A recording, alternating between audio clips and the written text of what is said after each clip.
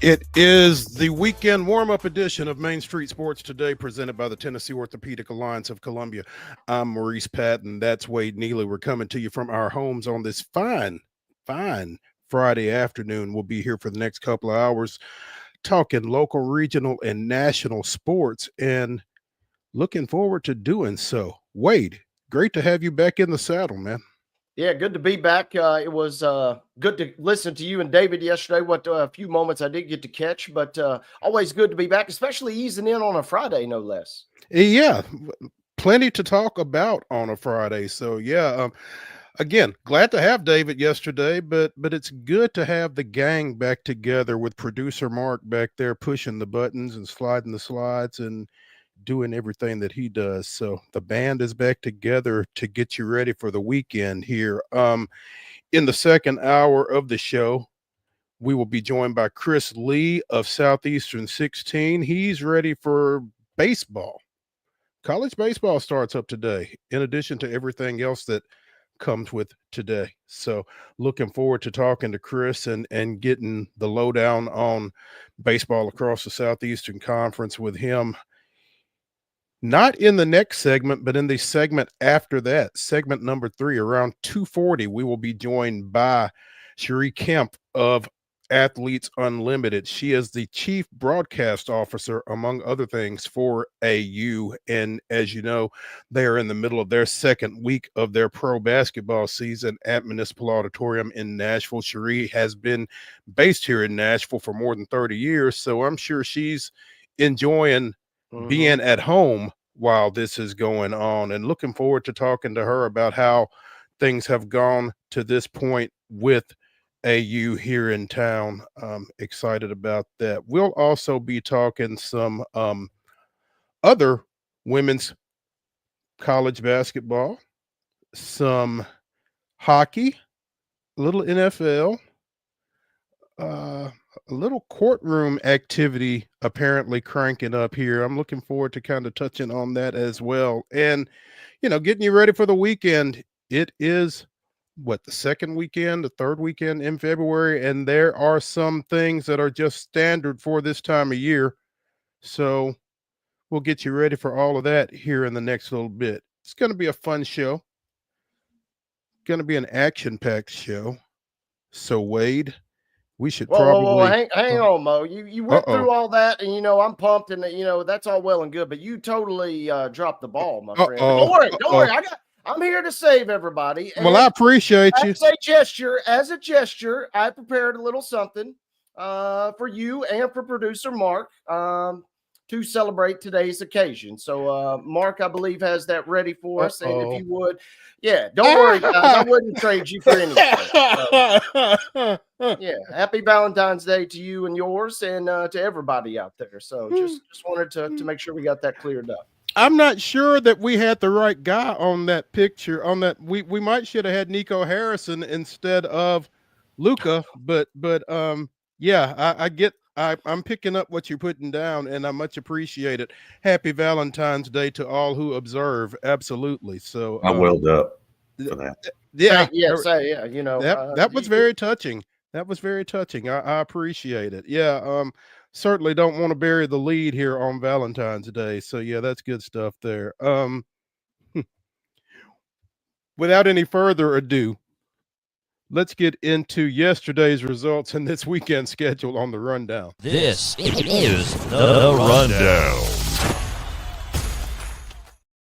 Hey, folks, the Friday Rundown is brought to you each week by our friend Chip Walters of Exit Realty Bomb Lamb and Associates. The Blue Raider voice also wants to be your trusted advisor in real estate. So contact Chip at 615-542-1915, or you can visit his website at choosechip.net. That's Chip Walters, proud to support youth sports across Middle Tennessee. Girls high school basketball results from Thursday night. Cascade with a 72-12 win over Mount Pleasant.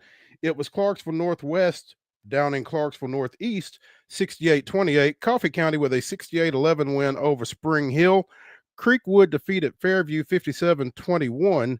FC Boyd Christian defeated Christian Community 70-60. It was Tullahoma with a 48-40 win over Giles County.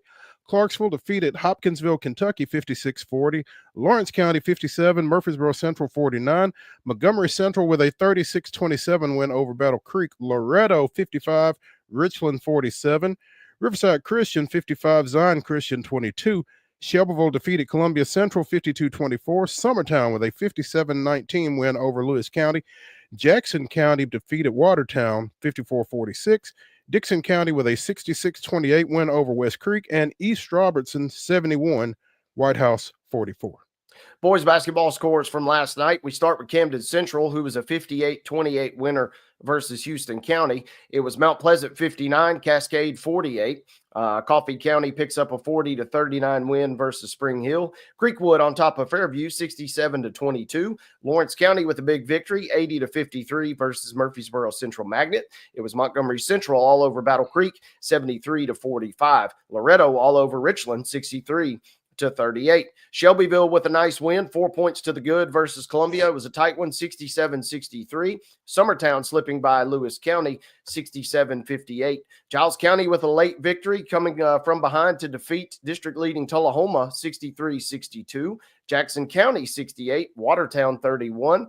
Final boys score from last night was White House, 69.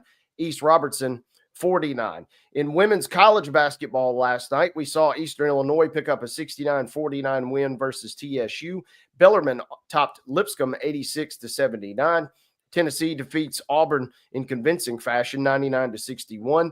Northern Iowa 73, Belmont 61. Mississippi State knocks off Vanderbilt 85-77. In double overtime. Double OT, baby. Outlasting the Commodores in that one. Men's basketball action from last night. Austin Peay 73, Florida Gulf Coast 60. It was Lipscomb with a 93-60 win versus Stetson, and TSU with a 66-49 win versus Eastern Illinois. High school basketball action tonight. These are double headers with the girls playing at 6 and the guys thereafter. Siegel is at Blackman. Lipscomb Academy goes down Granny White Pike, taking on Brentwood Academy. It's Summit at Centennial. Clarksville Northeast hosting Dixon County. Stewart's Creek is at Cookville. Harpeth goes to East Hickman. Ensworth hosting Christ Presbyterian Academy. Pope John Paul II goes to Father Ryan. Eagleville is at Fayetteville. Hendersonville is at Gallatin. Hickman County hosts Cheatham County. Lawson goes to Hume Fogg. Cane Ridge is at Hunter's Lane. I don't envy them making that trip on a Friday afternoon. Page is at Independence. Joe Burns is hosting Merrill Hyde. Antioch goes to Overton. Kenwood is at Kirkwood. East Robertson is at Knowledge Academies. Laverne hosting Smyrna. Culleoka goes to Lewis County. White House is at Macon County. And Martin Luther King hosts Glencliff. Other games on the docket tonight, we see Hillsboro at McGavock. Beach is at Mount Juliet. Brentwood is on the road at Nolensville tonight. Green Hill traveling to Oakland. You can also catch Greenbrier, who's at Portland. Franklin is visiting Ravenwood tonight. Rockvale is at Riverdale. West Creek will be at Springfield. Sycamore will be at Station Camp. Still to come, Lead Academy at STEM Academy. Cascade at Summertown tonight. Trousdale County will welcome Liberty Creek to town this evening. Maplewood is at Valor Collegiate. White House Heritage is at Westmoreland. And our doubleheaders conclude with Lebanon tonight at Wilson Central. Girls basketball games, one of them gets underway at 4 o'clock as DCA travels to Ezell Harding. At 6 p.m. tonight, MLK is taking on Glencliff, and Clarksville Northwest is at Rossview. At 7 this evening, it'll be Nashville Christian taking on Good Pasture. Also at 4 o'clock today, we've got Columbia Academy playing Webb School over at BGA in their Division 2A District 3 tournament. So stay tuned for that. Boys action tonight. Ezell Harding takes on Good Pasture at 5:30. Clarksville Academy plays Friendship Christian at 8:30. I believe that's District 4. Yeah, that's District 4 in Division 2A. Athletes Unlimited action at 5 o'clock this afternoon down at Municipal Auditorium, or you can see it on FanDuel Sports. It's Team Harris versus Team Segrist, followed at 7:30 by Team Nurse versus Team Bradford. Again, we'll be visiting with CHERI Kemp at 2:40-ish, so stick around for that. Saturday boys basketball action, 3:30. Henry County is at Dixon County. College basketball action. These are double headers. Women first. 12 noon down at UT Southern. Bruton Parker comes to town. Tennessee State is at Southern Illinois, Edwardsville at 1. That can be seen on ESPN Plus. At 2, Lee comes to Trevecca. Also at 2, Wilberforce is at Fisk. And Cumberland goes to Williamsburg, Kentucky, taking on the University of the Cumberlands, plural. Women's basketball, 1 o'clock. ESPN Plus, Austin P is at Central Arkansas at 1:30. Queens comes to Allen Arena, taking on Lipscomb at 2 o'clock on ESPN Plus. Women, 100 Miles of Hate. Western Kentucky comes to the Glass House, taking on MTSU. And at 4 on ESPN Plus, Drake is at Belmont. Other games on Saturday, we get up early and we celebrate Vanderbilt at Tennessee, which tips off at noon and can be seen on the SEC network. At 4 o'clock, Stetson is traveling to Austin P. Game will be shown on ESPN Plus. Florida Gulf Coast is at Lipscomb, also at 4 p.m., also on ESPN Plus. Capping our local colleges in the Nashville area, at least, it'll be Belmont at Southern Illinois at 6 o'clock. Guess where? ESPN Plus. 7 p.m., you got to stay up a little later, but you can catch MTSU at Western Kentucky. Again, that game tips off at 7. That'll be broadcast on CBS Sports Network. Athletes Unlimited rolling on tonight at Municipal Auditorium. Games get underway at 5 and 7:30. Team Harris versus Team Nurse in the opener. Team Segrist and Team Bradford Saturday, in the nightcap. Speaking of Saturday, couple extra ones for you. All-Star Saturday night gets underway at 7 o'clock. You can see all that action on TNT. Also at 7 p.m. on Saturday, the U.S. will play Canada in the Four Nations face-off, the two best teams, certainly the two hottest teams. That'll be shown on ABC. That rolls us into Sunday, where you can see Ole Miss at Tennessee in women's college basketball beginning at 11 on the SEC network. At 3 o'clock on the network, you can see Vanderbilt, who is at Auburn. 7 p.m. on TNT, it'll be the 2025 NBA All-Star Game, whatever it looks like. That's what it'll be. So tune in at 7 if you want to catch that action on Sunday night. That brings us through the end of Sunday. That brings us through the end of the weekend. And ladies and gentlemen, that concludes the Friday Rundown.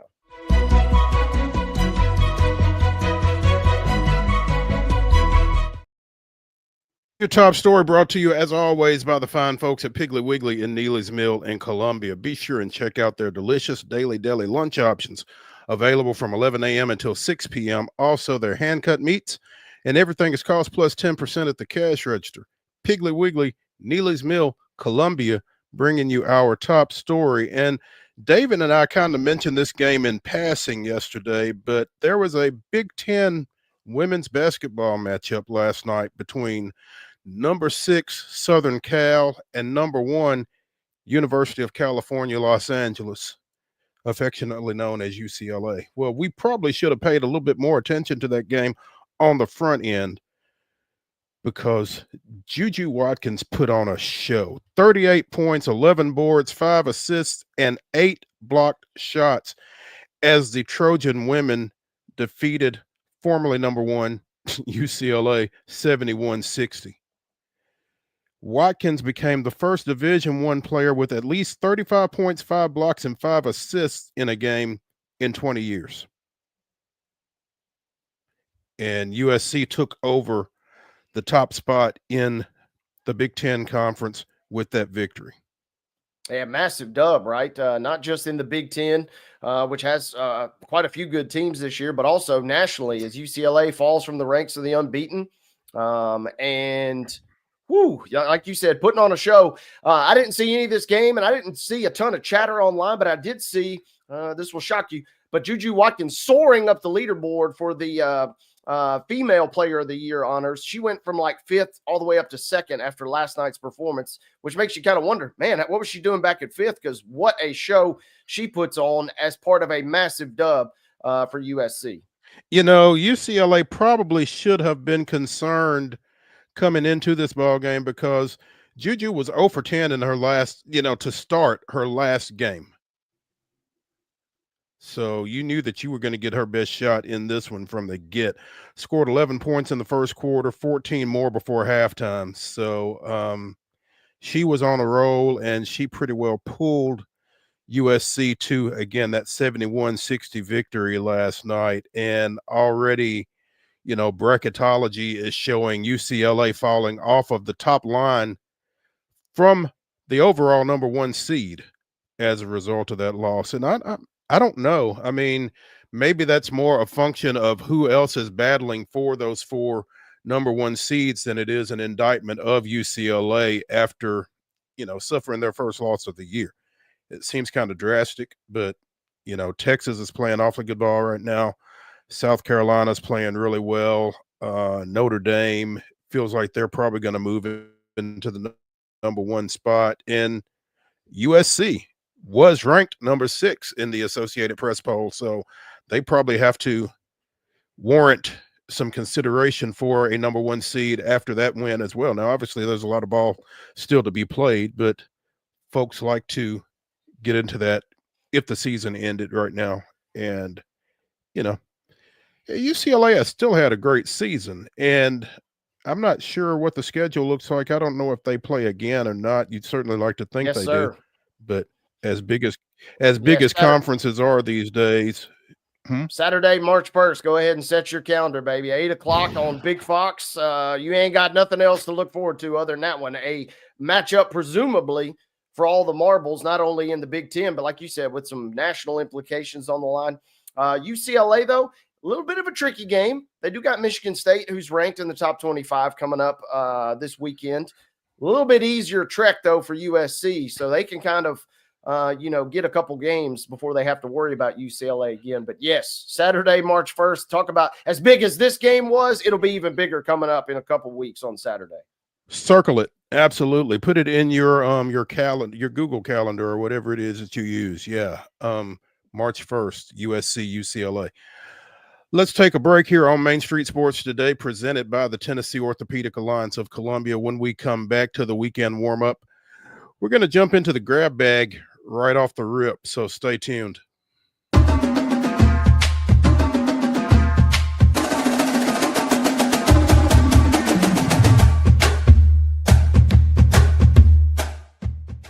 Whether you're an athlete or a weekend warrior, when it comes to your performance, don't settle for anything less than excellence.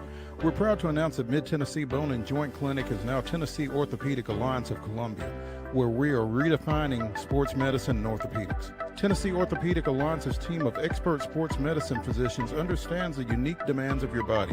TOA Columbia specializes in personalized orthopedic care, offering state-of-the-art treatments for everything from sports injuries to joint replacements. Learn more at toacolumbia.com.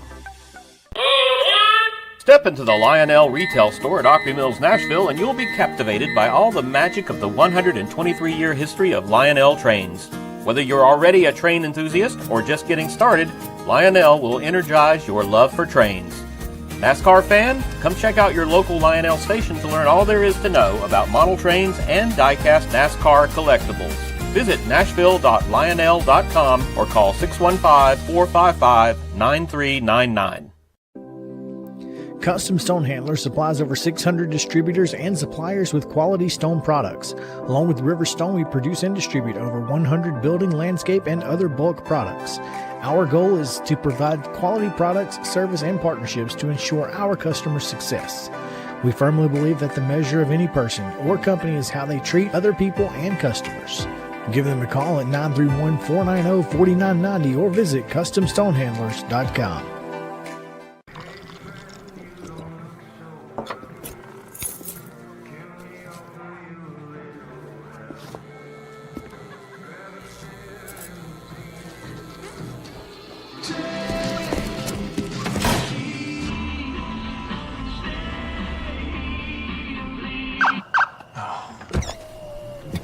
You're seeing the signs too, right?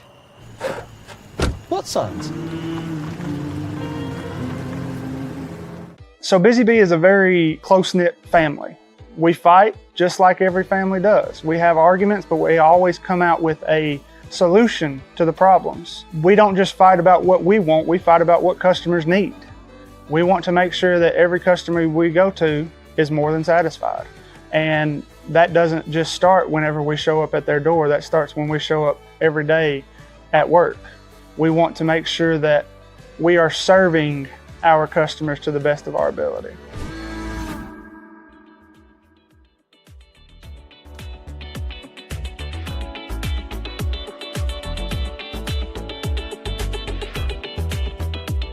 The weekend warm-up continues here on Main Street Sports today, presented by the Tennessee Orthopedic Alliance of Columbia. That's Wade Neely, back from some time off yesterday. I'm Maurice Patton. We're coming to you from our homes on this Friday afternoon, and we're going to talk a little hockey because the Four Nations Face-Off has played its first set of games, I guess, with the U.S., Canada, Sweden, and Finland. I guess they're headed into round number 2 of the round robin. Is that tonight? Are they playing tonight, or is it all tomorrow night now? Doubleheader tomorrow. Doubleheader tomorrow. One game the first 2 nights, doubleheader tomorrow. Okay. All right. Day-night doubleheader. You get the noon, Finland, Sweden, and then, like I said in the rundown, you get USA, Canada in prime time. Okay. The Predators have 3 players participating in this event. UC Saros for Finland, Philip Forsberg and Gus Nyquist for Sweden. Forsberg and Nyquist pulled out a win in their debut as Sweden defeated Canada 4-3 in overtime. Things did not go so well for Juice last night as Finland falls to the U.S. 6-1. Saros had 26 saves, but was on the hook for those 6 goals. So kind of reflective of the season he's had, I guess. Yeah. Go ahead. Yeah, mixed emotions, right? On one hand, you're pumped watching USA absolutely run roughshod in this thing. On the other hand, I was trading some texts with folks last night. I was like, I feel a little icky watching this right now. I don't necessarily like seeing Juice. And they've already pulled the plug. Finland announced that they're going to make a change in their next game coming up. So, I mean, I hate to say it. Can you blame them? They have 3 good goalies, and you have an all-star team assembled. If the first guy doesn't do it, unfortunately, you're going to have to make the next move. And so Kevin Lankinen will start tomorrow. A former Predator, Kevin Lankinen. So, yeah, I mean, why would you continue to roll with that given the results when again, like you said, it's an all-star team. They've got other options, and they're going to exercise one of them and see how it goes tomorrow. So day-night doubleheader tomorrow, and we won't have to worry about whether or not Saros is going because they've made that move. But maybe Forsberg and Nyquist can continue their success in that Sweden-Finland matchup, and it'd be nice to see the USA go to 2-0 with a win against Canada. So yeah, and that's the money game, right? That's the one that everybody's got their eyes on. Canada, I watched almost every second the other night, a thrilling victory 4-3 in overtime to knock off Sweden, and that's what makes this tournament. I am a stone cold sucker, Mo. Just like in Olympic basketball, you give me any sort of Olympic hockey, and I am glued. Mitch Marner. I mean, just think about this. You see the best of the best when you talk about Nathan McKinnon from Colorado on the same line with a 37. Man, hard to believe that guy's 37, but Sidney Crosby out there. It is just poetry in motion. That game ends 4-3 in overtime. Yes, you hate to see Saros give up as many as he did last night, but hey, business is business, baby. The U.S. got a tournament to win. It's nothing personal. Yeah, right. So all 3 of the Preds will be looking for their first victories as things crank up tomorrow in that day-night doubleheader. So we'll guaranteed to get one tomorrow, it seems like, right? One would think. Yeah. So just not with Juice in net. No, not at all. We talked about this, Wade, I think on Wednesday. Travis Kelce is kind of in limbo, kind of weighing his options, whether or not he's coming back for a 13th season. Well, Kansas City has said, I don't know what your timetable is, but we need you to pick up the pace. They have asked him to share his plans by March 14th because he is due, in part because he is due an $11.5 million roster bonus on March 15th. Now, while it would be a nice little goodwill gesture to share that money with him, the fact of the matter is, if he's not coming back, they got to do some other things, obviously. So We need to know something, Trev. Yeah, and this will. I don't know. I go back and forth on this because after we just talked about, it felt like maybe he could come back and maybe he's still got a lot of gas in the tank. On the other hand, I'm scratching my head saying, what else has he got to prove? I mean, he's summited the mountaintop multiple times. He's one of the hot up and coming celebrities. He's married to the hottest up and coming celebrity that there is on the planet. He has no real reason other than the competitive bones that are in his body to come back to the NFL. And so on that hand, I understand the Chiefs want to get their finances in order, but for a guy that's given you and been part of so much, it'll be interesting to see how it plays out. Feels like if he wants to step away, he certainly will get maybe a little more than a traditional parting gift. He's going to get a lot more than the other tight end, Gray or Watson, right? But yeah, he's kind of earned that right. And, I understand they want to get things in order too. But, I mean, if he wants to seriously take a look at things, I mean, less than a month after the Super Bowl seems awfully quick, pretty much in my mind. It does. And here's my thing. I mean, if you're Kansas City, what are you going to do if he doesn't? You going to cut him? Right. That's what I'm saying. If you don't, I mean, that's why I'm kind of fascinated that this is out publicly because this feels like this certainly could have been handled internally. But by taking it public, the Chiefs aren't really going to win this battle in terms of public perception, I don't think, because he's meant so much to that franchise. And if he still wants to come around, it's kind of, diminished as we saw in the postseason, certainly compared to previous postseasons. He can still give you some stuff and he can still be a lot better than what you've got out there on the free agent market. So, I'm kind of shocked that this is a little bit public facing. Yeah. And, to the point that you made when we discussed this a couple of days ago, if he even shows up mid training camp, all right, you're going to take him, right? I mean, yeah, March 15th is a date, but that's not, I don't think Kansas City is really willing to say after that, we are parting ways with. So yeah, it's, kind of an artificial deadline, feels like. Yeah. If they want to, if both parties want to, you find, Joe or Sally XYZ, the bookkeeper in that building, and they can find a way to make things work. They will find a way to smooth this over financially if they need to, if both parties are interested or if both parties are not interested. For sure. Yeah. So, I mean, March 15th is the date and it's out there and we'll be keeping an eye out for it. But if something doesn't happen by then, if you're a Chiefs fan, I don't think all is lost. So, AJ Brown heading into the Super Bowl told a young man that he would come see him after they won the Super Bowl.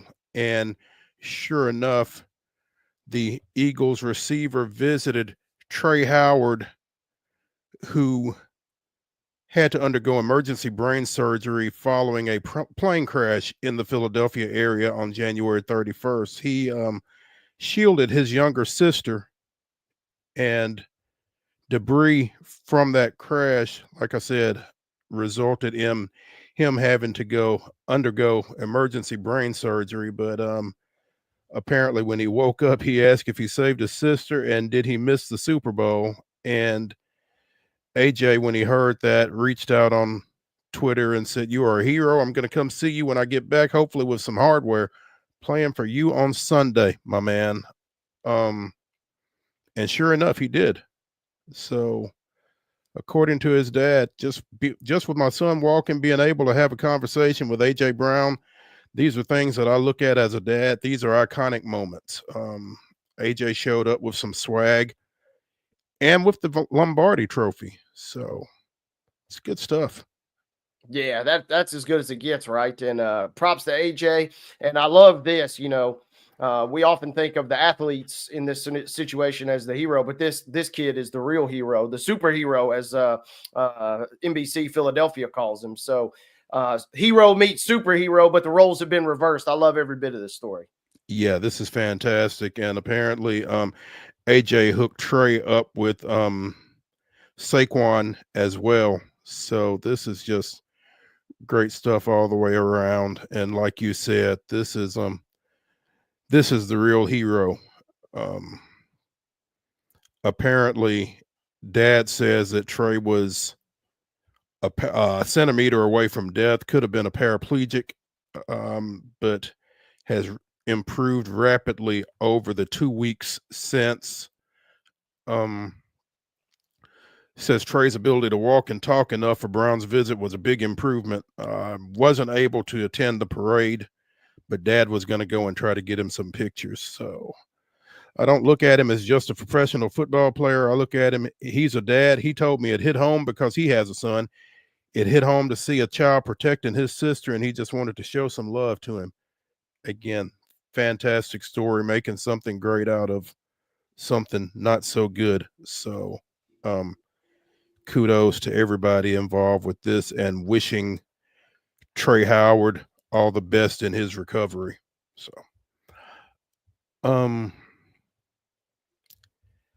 a free agent signing in Major League Baseball. And again, anytime we talk free agent and it's not the Dodgers involved, it's a good thing. And when it's another NL West team, it's even better. Nick Pivetta has signed a 4-year, $55 million contract with the San Diego Padres. He had been in Boston previously, averaging 156 innings over 4 seasons with them, with a 4.33 ERA, 4.09 over the past 2 seasons. Had been at Philadelphia for some time before that, but now he is headed to Petco Park. Again, 4 years, $55 million. So that's just south of $14 million a year to get to live in San Diego. Yeah, a lot of folks would pay them $14 million a year to get to live in San Diego. No doubt about it. A beautiful city. Weather's always great. And, Nick's from British Columbia, so he's a little closer to home. Not a lot, but a little closer to home in the West Coast ends. But, hey, he's thinking, ooh, I get out of Boston. I get out of Canada. I get out of Washington, D.C. I get to live in San Diego. Yeah, I'll sign up for that. Yeah, you yes, got to play please. the Dodgers every few weeks. But other than that, it's not a bad deal. Well, and he only has to face the Dodgers, once a series, probably. Yeah, you can get creative with your arm. Coach, I got a little arm issue going on. Well, we'll scratch you from this series. Okay, thank you. Hey, I can't help but notice you've missed the last 10 starts versus against the Dodgers. Well, there's reasons for that. But you're still going to pay me, though, right? Yeah. So, I mean, as you put it, it's kind of the Dodgers invitational to some degree. And so everybody else is trying to figure out how to kind of slow them down a little bit. And it's got to be tough if you are in the NL West in particular, as the Padres are, and having to deal with that. But, there was a lot of talk about them moving either Dylan Cease or Michael King. Neither of them has moved. Yu Darvish is still there. So, from an arms aspect, San Diego may be right there. Yeah, and I'm looking at Baseball Savant. They've ranked we always kind of had talked about this, but over the last 3 years worth of data, Petco Park is still one of the top pitchers park. Only the Mariners T-Mobile Park is rated and graded as a better pitchers park. So, what else really more could you ask for? I get to go to San Diego and pitch in a pitcher-friendly park. I'll sign up for that. Absolutely. Yeah, you'll take that. Meanwhile, I think, with all of the Braves inactivity this year, I think Nick Pivetta was a name that was kind of kicked around in Atlanta. Obviously, that didn't work out because he's now in San Diego, and we will see what the Braves go forward with here. Never put it past Anthopoulos. He might still have something up his sleeve at this point. We'll see. Wade, Last Chance U is going to find itself in court, apparently. The infamous Netflix documentary based on the football program at East Mississippi Community College, which is where one former Giles County standout, Bo Wallace, plied his trade for a minute. 6 former players out of that program have sued the documentary series. Have sued the school, Netflix, the NJCAA, and the director of the documentary. John Franklin III, who I think went on and played at Auburn, Ronald Ollie, C.J. Revis, DeAndre Johnson, who transferred there from Florida State, Tim Bonner, and Isaiah Wright are seeking $30 million in damages after receiving no compensation for their contributions to the project. They say they are holding the defendants accountable, quote, for the wrongful misappropriation of their likeness and to ensure fair compensation for their work. Franklin, Ollie, and Reeves were at East Mississippi in 2015. Johnson and Bonner in 16. Wright was there for both 15 and 16. The first two of Last Chance U's 5 seasons focused on East Mississippi, which is also where one former Tennessee Secondary School Athletic Association executive director Ronnie Carter played. Little known fact. Ties everywhere. Yeah. The plaintiffs say they weren't given an opportunity to consult an attorney or read their contracts in their entirety before agreeing to have their names and images included in the series. They said that at no point were they made aware the documentary would be marketed for commercial use while they were pressured into impulsively signing agreements. So, this is interesting. It also says Wright, Ollie, and Franklin were portrayed in a false light, damaging their reputations. So, it was, yeah, that's going to be interesting to see how that plays out. Those were the only two. After that, I kind of lost. When it moved out to the West Coast, it kind of lost a little of its luster. And you've kind of seen the same story. You can't out East Mississippi, right? I mean, that's kind of what makes the story. It'd be like trying to put True Detective anywhere outside of the South. I mean, if you have it, out in San Diego, it doesn't necessarily vibe as well. And you're right. Bo's in the Hall of Fame there at EMCC. I got to text Dr. Bo and say, hey, maybe you're entitled to a little back pay if this lawsuit kind of laying the groundwork for these guys to come in. Yeah, I mean, if they've already got 6 guys involved, I wonder what it takes to get it to a class action. Let's go class action on this, baby. Yeah. That's wild. Let's take a break here on Main Street Sports Today, presented by the Tennessee Orthopedic Alliance of Columbia. When we come back for more of the weekend warm-up, we will have CHERI Kemp of AU Pro Sports joining us. Stick around.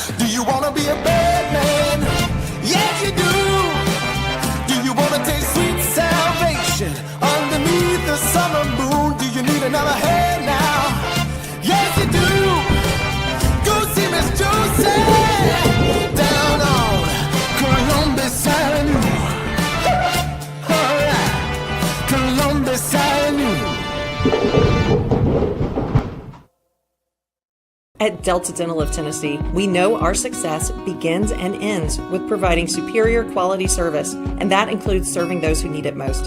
This year, we're celebrating 25 years of giving back to the community we call home. Delta Dental, along with our Smile 180 Foundation, supports Tennessee's dental colleges and oral health education, children's hospitals, free and reduced cost dental clinics, and other like-minded charities. Here's to the next 25 plus years of ensuring healthy smiles.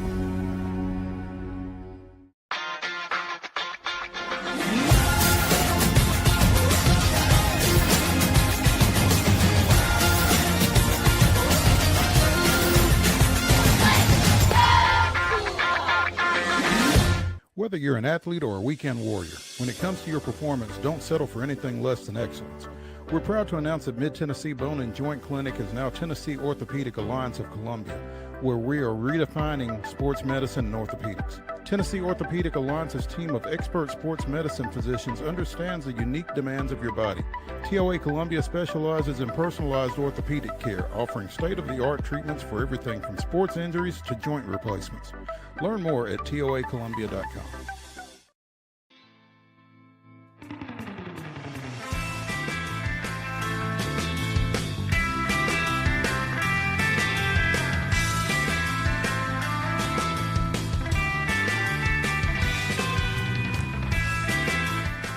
The weekend update continues. The weekend warm-up continues here on Main Street Sports Today, presented by the Tennessee Orthopedic Alliance of Columbia.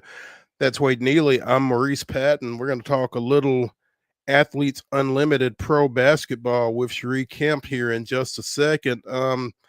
The second night of the second week of the AU basketball schedule is tonight. We've got a couple of games starting at 5 o'clock, Team Harris and Team Segrist, followed by Team Nurse and Team Bradford at 7:30 down at the Municipal Auditorium. You can watch on FanDuel Sports or on the WNBA app. And I'm really looking forward to speaking with CHERI, a Nashville resident who serves as Chief Broadcast Officer for AU Pro Sports. CHERI, welcome to the show. Thanks for joining us. Thank you. Thanks for having me. Oh, absolutely. Oh, you're on the floor, aren't you? I recognize that. I'm close. I'm very close. I could shoot a Hail Mary from here. Live and in concert. I love it. I love it. Well, thank you so much for joining us. One thing I wanted to ask you, obviously, you have been here in Nashville for more than 30 years. And while this thing has kind of traveled around, what's it like for you being involved in the season and getting to sleep in your bed every night? I love that. With as much traveling as we do, it's great to be home. But bigger than that, I am excited for this to be in Nashville. Number one, because I love Athletes Unlimited and I love what it represents and what we're able to do and what we've been doing over the past 5 years. But also, you mentioned it. I've been in Nashville a long time. I love the city. I'm proud of the city. And I think our players are seeing that and feeling that. And so I don't care if it's family or friends or a sports league. I am always thrilled for people to come to Nashville and experience it. So are you part Chief Broadcast Officer, part tour director for this thing? Because they play on Wednesday, Friday, and Saturday, which means they've got 4 days that they aren't committed to games. And I'm sure they're working on stuff. But are you like suggesting restaurants and spots to get to and that kind of thing? Here and there, definitely. I was plugging my Vandy women last night. We had some good representation at that game. Both our director, Megan Perry, made it out. Some of our players made it out. And Cheryl Swoops made it out. She was a little bit incognito. I don't think anybody knew she was there, but she was. So it was a lot of fun. She probably enjoys being incognito. Yeah, every once in a while. Once in a while. You're a Chief Broadcast Officer for AU Pro Sports, which in addition to basketball is also volleyball, lacrosse, and starting this summer softball. Talk about the broadcast crew that you guys have been able to put together for this season in particular and how you feel like that's going. Well, I love TV. As you know, I covered college softball for ESPN for 20 years and enjoyed it. And I love being on the backside. I love the truck. We are working with a great packager here that's actually located in Nashville called Game Time Productions. Headed up by Pat Lowry, who's the president there, who is a basketball royalty for college basketball and ESPN. So we're happy to be. I'm always privileged, I think, to be on the part of capturing and covering and sharing the competition and the incredible women players that we have across all three sports. But I think you also see. In basketball, we have been super lucky to have Cheryl Swoops. She's on our advisory board, but she really broke into the commentating world with us when we launched basketball in 2022. If you ever want to see broadcast chemistry defined. Catch her and Cindy Brunson together. They are fantastic. They have the magic. And it's really great. We have Greg Meskel that fills in the play-by-play spot. Cheryl does the lion's share of the analyst position. But we have Katie Douglas here tonight and tomorrow. Also, a lot of folks that know basketball are tickled to see Katie Douglas join the broadcast. I think Cheryl's son is he's in the G League and he's in the slam dunk contest coming up at the All-Star game. So she went out to support him for 2 days. That makes sense. Sure. Talk about how through into the second week the reception has been, from an attendance, from viewing, that kind of thing, of AU pro basketball. I think anytime you're new in a city, and we do this, we've done it in a lot of places over the 5 years that we've had the sports. We launched in 2020, August of 2020. And a little known fact, we had planned and committed and signed a contract to launch our volleyball league, which launched in January-ish of 2021. That was supposed to be here at the Municipal, but that was COVID. And we had just gotten hit by the tornadoes, and the Municipal Auditorium was actually commandeered as a women's shelter. So we ended up going to Dallas, and it took us this long to get something here. But it's I think when you look at immersing yourself into a market, it takes a minute. But if you look around Nashville, we're on billboards and we're on commercials. I actually, if I'm listening to a Vanderbilt women's basketball game, I can hear a radio commercial, and I can see us in the morning shows on ABC, NBC, CBS. So I think it's going to take a minute for everybody, but we really have broken our attendance records here. We have, yesterday we had a kids' day where the Nashville Metro Public Schools sent, I think there were 30 buses out there. They were going clear around the block here. And it was jam-packed. Every seat we had available in the arena was full. And that's exciting too, and it's exciting for the players. So I think we still have some catching on to do of people knowing that we're here during these 4 weeks.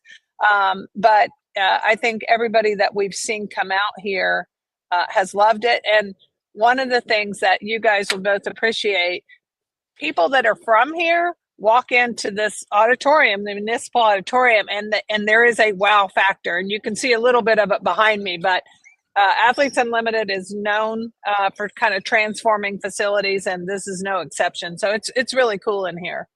Yeah, in that same vein, I wanted to ask, which has been more impressive, kind of the outreach and outpouring from the community that you've seen thus far, or is it the play on the court? Because both seemingly have been at an exceptionally high level as you guys get close to halfway here.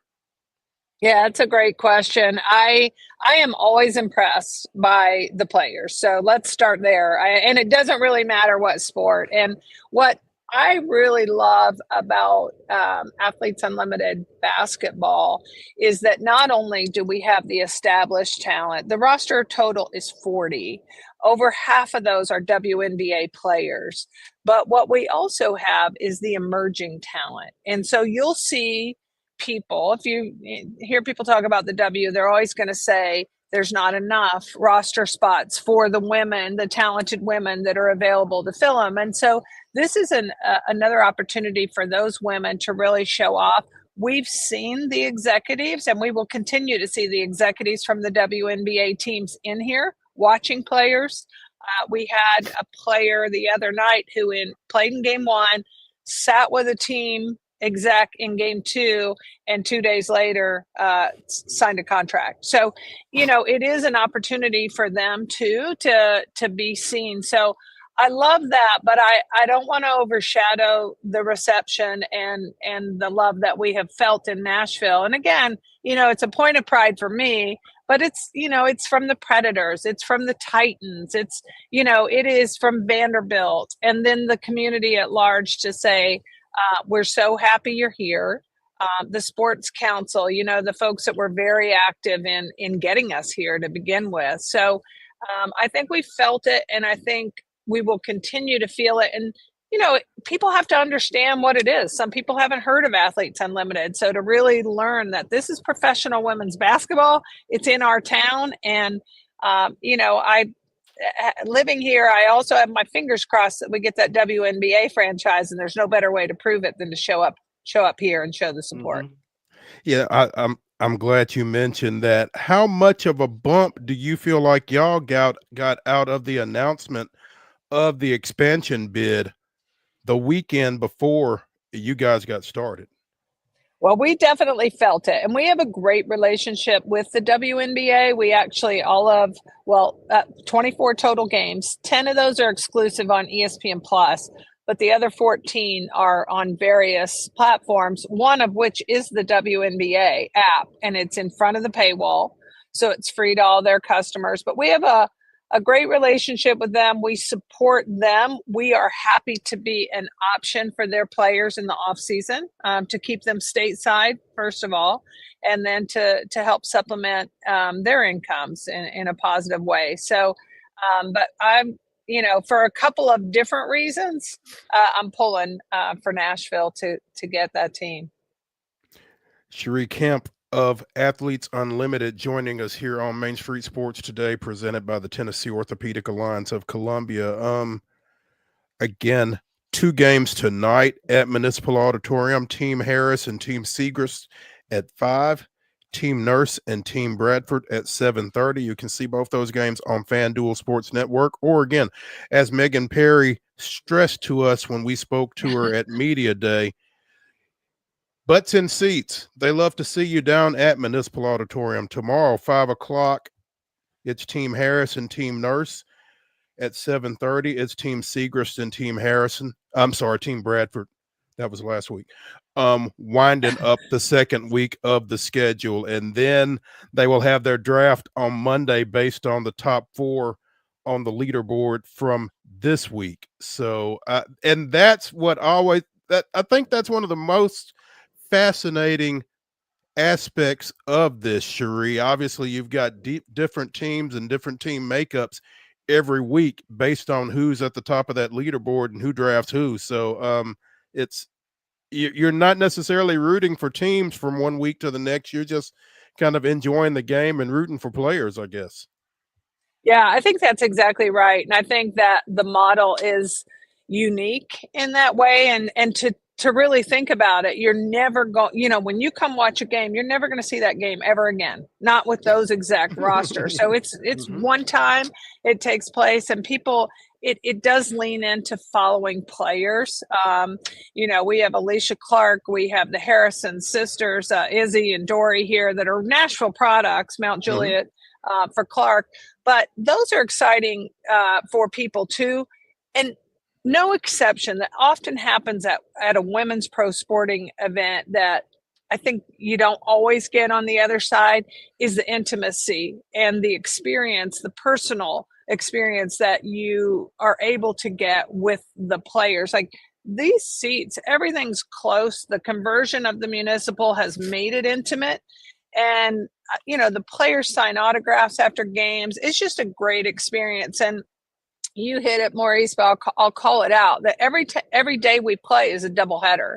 So tonight it's 5 and 7:30, but you can come for one of those games. You can come for a little bit of both, whatever you want to do, but it really fits in, and you have the opportunity in a single outing to see all 40 players playing. So, and by the way, Crystal Bradford has promised us all a slam dunk. So if you want to see that in person, I cross my fingers every time she gets the ball now, but she announced that in game 1. So we'll see.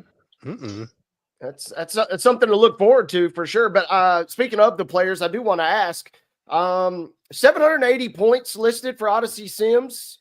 She's like 120 clear of Lexi Brown. Is that a massive gap, or is that something that, how much of a stranglehold does Odyssey have on this thing right now? Yeah, it's, I think in week 2, everything is still up for grabs. And when you see somebody surge and have those big games, and I'm not enough of an aficionado on the points to rattle it all off, but it typically goes down to the wire, down to that final series. But I think it's those big games you're looking for. And then we have an element in the broadcast called chair chat, so the players can go over in the game and just put the headset on and have a conversation. But we've heard them a couple times, especially some of the rookies, say, that it's real. You can tell them about the point system, but then they start to feel it. You're going to get the most points when you win quarters with your team and you win games with your team. And the stats will pad it, but winning is the important aspect. And so when you see a team go, if they were able to go 3-0 in a series, that color, all players that are wearing that color that week are going to surge to the top of the leaderboard. So it's definitely gettable, Wade, but the players and the veterans, and Odyssey's one of them. She's flirted with being champion and just hasn't brought it home. Yep. But she's fantastic and another super fun player to watch. She got a nice lead thus far. And then real quick, I did want to ask too, I've been blown away with the promotions and especially giveaways that you guys are kind of easing into. How much fun is tonight going to be with sneakerhead and jersey night? I imagine there will be just as much entertainment in the crowd in that regard as there will be on the court this evening. Yeah, thank you for saying that. Athletes Unlimited in and of itself is an organization that's put together to impact communities and to make sure that we immerse ourselves and people have a great time. So nothing's funner than getting something when you walk in the door. So I think everybody really appreciates that. And I think the environment, there's a DJ, it is an elevated pro sports environment from start to finish. And that's, those specialty days and those theme days and all of that fun is part of it. We've had some live music down here between games at times. And so I think we've put together, I credit our marketing team and those folks that have really tried hard to make sure that when people show up, that it's worth their time and that they go, when they leave the games, that they certainly have had a great time. CHERI Kemp of AU Pro Sports joining us here on Main Street Sports today. CHERI, before we let you go, got to ask you again, basketball, volleyball, lacrosse, and beginning this summer, softball. That softball being your background, what took so long for y'all to get softball off the ground, first of all, and how excited are you to get it off the ground?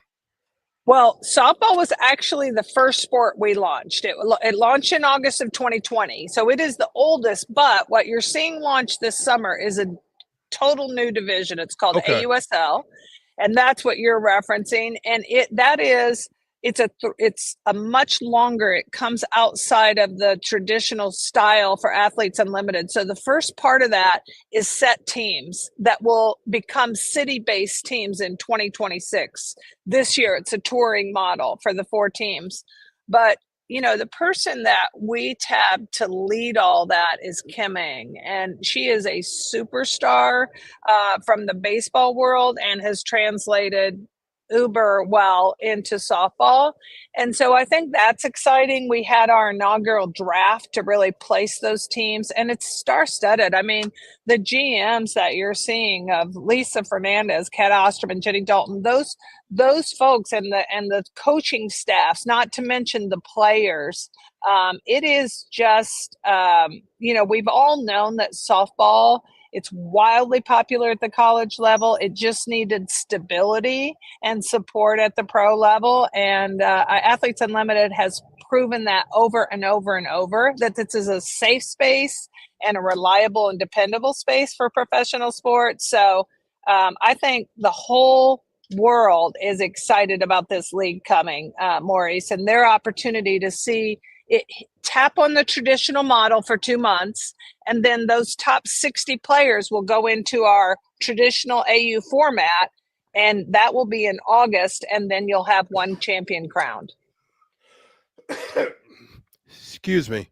That is fantastic. Looking forward to seeing that as well, and looking forward to visiting with you again soon. CHERI Kemp of AU Pro Sports joining us here on Main Street Sports today. CHERI, thank you so much.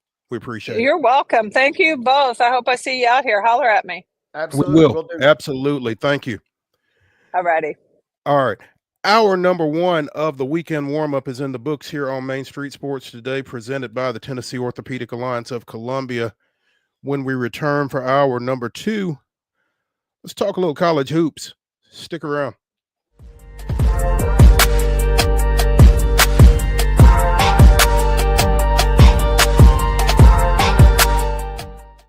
Hi, I'm Dr. Vilay Saisuka, CEO and founder of Premier Foot and Ankle Centers of Tennessee here in Murfreesboro. We offer foot and ankle care from ingrown toenails to diabetic foot wounds. We also fix ankle fractures and things like that. Call us today to schedule an appointment. We look forward to seeing you. Because here at Premier Foot and Ankle, we believe that the journey begins with happy feet. Whether you're an athlete or a weekend warrior, when it comes to your performance, don't settle for anything less than excellence. We're proud to announce that Mid-Tennessee Bone and Joint Clinic is now Tennessee Orthopedic Alliance of Columbia, where we are redefining sports medicine and orthopedics. Tennessee Orthopedic Alliance's team of expert sports medicine physicians understands the unique demands of your body. TOA Columbia specializes in personalized orthopedic care, offering state-of-the-art treatments for everything from sports injuries to joint replacements. Learn more at toacolumbia.com. Jones & Lang Sporting Goods here in Columbia has been outfitting teams, officials, and anybody else from T-ball to college for 50 plus years. Be sure and check them out at 931-388-8060 or online at jonesandlang.com. Jones & Lang Sporting Goods, the look of a winner. Zion Christian Academy, zioneagles.org or 931-388-5731. You can schedule your appointment. Go tour their campus. It is beautiful over there, and you're definitely going to want to see it. Again, it's zioneagles.org. Give them a call, 931-388-5731, and schedule your tour today. Custom Stone Handler supplies over 600 distributors and suppliers with quality stone products. Along with River Stone, we produce and distribute over 100 building, landscape, and other bulk products.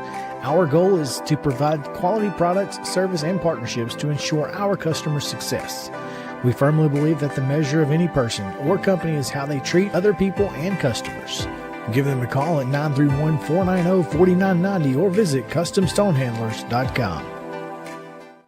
Piggly Wiggly, located in Neely's Mill Shopping Center, is Columbia's locally owned and operated Cost Plus 10 grocery store dedicated to serving the community with low prices and smiling faces. Piggly Wiggly offers fresh, hand-cut meats daily as well as daily hot plate lunches from their deli counter. You're certain to see smiling faces and a helping hand when you're here at Piggly Wiggly.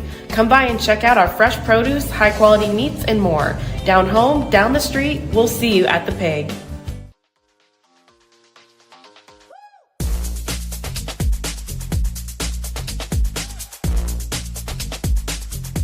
Hour number two of the weekend warm-up commences right now here on Main Street Sports Today, presented by the Tennessee Orthopedic Alliance of Columbia. That's Wade Neely. I'm Maurice Patton. Tennessee and Auburn met in women's Southeastern Conference basketball action last night at TBA, and the one number that is probably the telltale sign of this one, Tennessee was 14 of 28 from behind the arc. Good night, Irene, baby. That's it. When they are knocking them down like that, you can pretty well cancel Christmas. Tennessee 99, Auburn 61, the final there. 4 Tennessee starters in double digits, and Kanaya Boyd with 11 off the bench. But again, when they are shooting like that from there, and playing defense and getting up and down like they like to do, it's going to be a tough night. And sure enough, it was. I mean, I don't think anybody necessarily expected this to be much of a game. Auburn came in 12-12 overall, but Tennessee kind of needed this.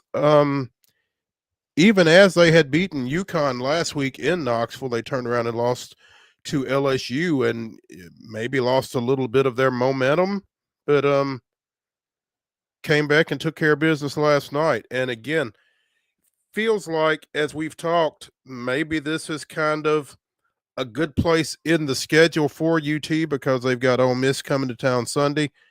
They've got ranked Alabama coming in next Thursday, and then they finish up at Florida, at Kentucky, and against Georgia. So sitting at 18-6, they've got a chance to really do some damage between now and the end of the regular season. Yeah, and you feel bad for Auburn in one sense, but also it's a chance for Tennessee to get their swagger back, right? Yes, they had beaten UConn, but they had lost 4 out of 5 in SEC play. So this was a chance for the Lady Vols to kind of impose their will, recapture some momentum in league play at least. And like you said, if you're draining those shots, and part of that had to do with the fact that, Auburn is sub 500, but this is a team that is going to let it fly. And if they're connecting, if you're a team like Auburn, you have no chance. If you're a team, in the upper caliber of the SEC, you're going to have to be playing some pretty good ball to knock them off. And that's just what we saw play out last night. They got it done from beyond the arc and really just put the screws to Auburn. Auburn scored less points in every quarter as the game went on. And they finished the game with just 9 points in the fourth quarter. So Tennessee running away. That is a nice get-back win in league play for them. Absolutely. Vanderbilt, meanwhile, took a tough one on the chin last night, again, falling at Memorial Gym to Mississippi State, 85-77 in double OT. Michaela Blake's 13 points, 4 of 19 from the floor, 1 of 6 from 3. And it's kind of slowed down a little bit from that 53-point outing that she had a couple of weeks ago down in Florida, and kind of the national attention that she was starting to get. She's kind of cooled off a little bit. Don't know if that's because she has become the focal point for more defenses or what exactly you're looking at there. But Camille Pierre, 24 points, 12 boards in the loss. Again, tough loss for the Commodores at home. Yeah, and Vanderbilt is kind of reeling, right? Yes, they played Texas just prior to that, but you've now lost 3 in a row, and you kind of, ironically, they get Auburn this weekend, but I'm looking at that at a different angle. This is now a must-win game if you're Vanderbilt. You need to take care of business versus Auburn, and you desperately need to get some of that momentum back because you still have at Oklahoma and South Carolina on your schedule. Tough luck. Feels like a game that maybe in some ways got away from them last night. But there are no, moral victories, unfortunately. You don't get much credit. Just the fact that it goes to double overtime. You got to go right back to work, and hopefully they can bounce back because they seem to be floundering a little bit, and you're right. It does seem like defenses are tightening up. At a minimum, if nothing else, it's like, hey, we're not going to let you go out and single-handedly drop 50 on us and beat us. We'll lose a number of different ways. We're not going to lose that way anymore. Right. As you said, Vanderbilt has now dropped 3 straight, having lost to Ole Miss as Ole Miss swept them on the regular season, and then the loss at Texas prior to last night. They've got Auburn, and then, to your point, they go to Oklahoma. They've got South Carolina coming in here, Texas A&M, and at Missouri to close out regular season play. So this Auburn game becomes pretty huge just in terms of trying to get some momentum back for that final push to the finish line for the regular season here. That's a big one on the road at that. A team that does have some momentum, switching over to the men's side, Tennessee State goes to Eastern Illinois last night, picks up a 66-49 victory. Penny Collins' squad has won 7 of its last 8. And Saturday, it's not necessarily a return to the scene of the crime, but they go to Southern Illinois, Edwardsville. SIUE was one of the last teams that beat them before they got on this 7-1 run that they're on. They lost at the Gentry Center to the Cougars, 87-80 in double overtime back on January 16th. Again, they've won 7 of 8 since then. And this is obviously a winnable game. They went double overtime at home against these guys, so they'd certainly like to continue that stretch before they catch league-leading SEMO next week. Absolutely, you're right, and hey, as you can see, I'm on the bandwagon, baby. Sign me up because I like what I'm seeing out of these guys. Yes, their record is just 13-13, but it's the way you mentioned it the other day when we talked with Joe. It's the way they're kind of playing physical and kind of bullying teams, and they just kind of keep taking care of business in a league where teams kind of keep stubbing their toe. We saw Little Rock barely squeaked by Tennessee Tech last night. We saw UT Martin beat Edwardsville last night. So, I mean, it feels like TSU's kind of surging a little bit. Everybody other than SEMO, which obviously we'll get a chance to deal with those guys coming up sooner than later. It feels like TSU might be able to go on a little bit of a run here and really put themselves in nice position down the stretch of the regular season. 9-6 right now in the league standings, tied with Moorhead for the number 4 spot. Again, SEMO at the top at 11-4, Little Rock a half game back, but TSU has swept them. And SIU Edwardsville at 10-5. So yeah, they've surged back and kind of put themselves in a pretty good position here to kind of close out the regular season. Men's basketball, SEC style. We talked during the rundown. Tennessee hosting Vanderbilt at 12 noon Saturday, and big game on a number of different levels for UT all of a sudden, because they've already been swept by Kentucky on the regular season. Don't want to get swept by Vanderbilt as well, and they did drop that one here in Nashville, a nail biter a couple of weeks ago. So big game for UT, big game for Vanderbilt, because I don't know when the last time is that they have swept UT. Yeah, it feels like a big game for both teams. You know, we talk a lot about who does it mean to more. It would be a horrible loss for Tennessee, but in some ways it would be a massive victory for Vanderbilt. Odds makers say Tennessee's favored by about 12.5. You know, I'm inclined. I trust Tennessee at home a lot more than I perhaps trust Vanderbilt on the road at this juncture, based on what we've seen thus far. But the other thing is, man, it's painful on the night where you have Auburn and Alabama basically duking it out. Tennessee, who was ruling the roost for so long, you know, they have to just grab every win they can from here on out, because you're trying to put yourself in as good a position for seeding. That's kind of what you're reduced to at this point, unfortunately, if you're a Tennessee fan, is getting your best seed available.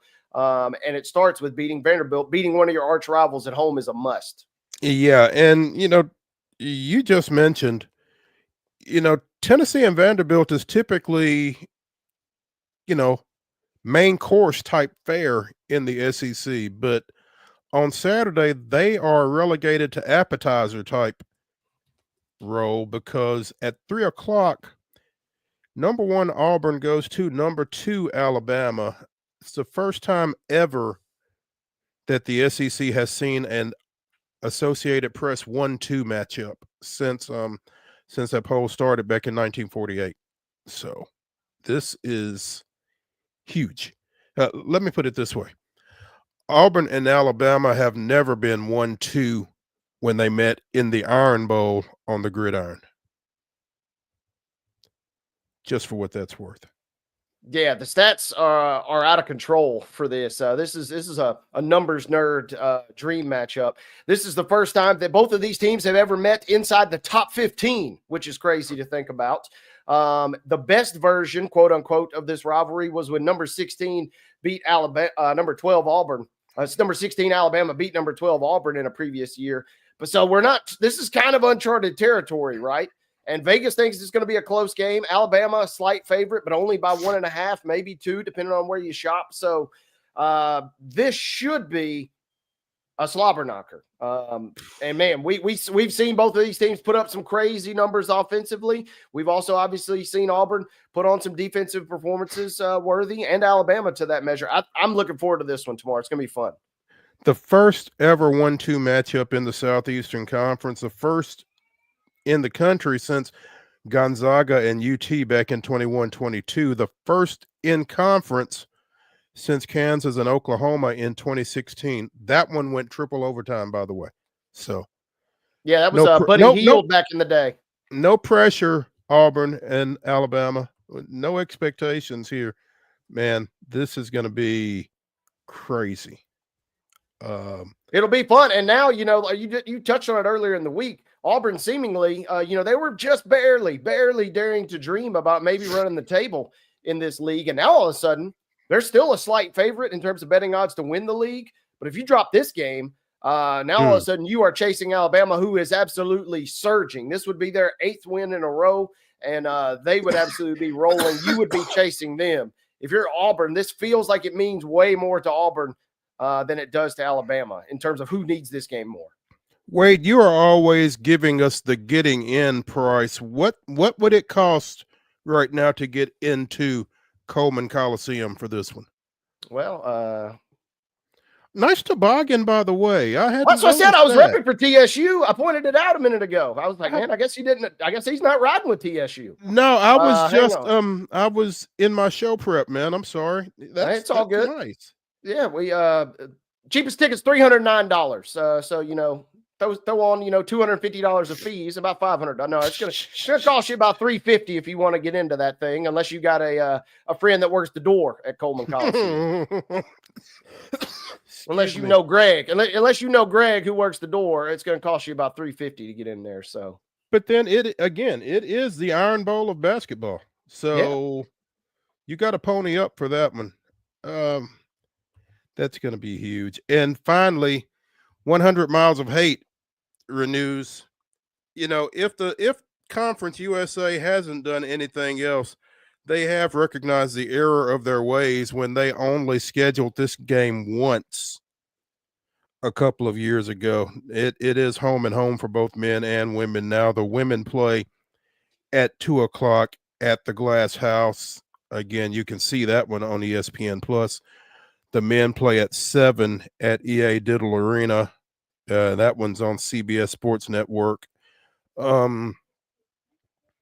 Western's women snapped MTSU's 33-game conference win streak. And, you know, as we talked to Chip Walters earlier in the week, he said that Rick Insell said that they had not discussed that game. My initial response was, yeah, right. Maybe they haven't, though, because, again, to Chip's point, it ain't like they need reminded. They know. Right. That's the sign of a good program, right? Is you don't necessarily need a whole lot of motivation. You don't necessarily need a whole lot of reminding to get up for this one. And they will be amped. They will be pumped. And you know, fingers crossed, things should return to form, so to speak. You would like to think that, you know, the earth kind of gets reset on its axes for this one. Middle and Western both kind of in the mix toward the top of Conference USA in the men's basketball standings, both chasing Jack State right now, but this is a big game for both of them, obviously. So, yeah, Jack State got beat last night by Sam Houston, so this game kind of has got a little extra juice for both of these teams. The door is not all the way closed, but it's getting – until last night, it looked like it was all but closed. Now, all of a sudden, you can kind of peek through just a little bit. You're right. UTEP, Middle, Liberty, all kind of jumbled up in there. It feels like MTSU, if they're going to make one last push for maybe a regular season championship, you got to take care of business at home, at Western tomorrow. Against a 5-6 team in Conference USA play, which is what Western Kentucky is at this point. So, yeah, lot to keep an eye on the hardwood this weekend. A lot to keep an eye on the diamond this weekend as college baseball season cranks up today. And to help us discuss it in the next segment, we are joined by Chris Lee of Southeastern16.com. Come back after this break on Main Street Sports Today, presented by the Tennessee Orthopedic Alliance of Columbia.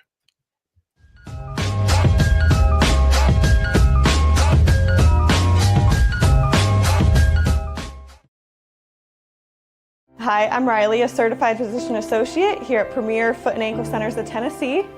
We have a couple locations, Murfreesboro, McMinnville, as well as Franklin. We treat people of all ages. We're excited to get you back on your feet and hope we can help you today. Call us today to schedule an appointment. We look forward to seeing you.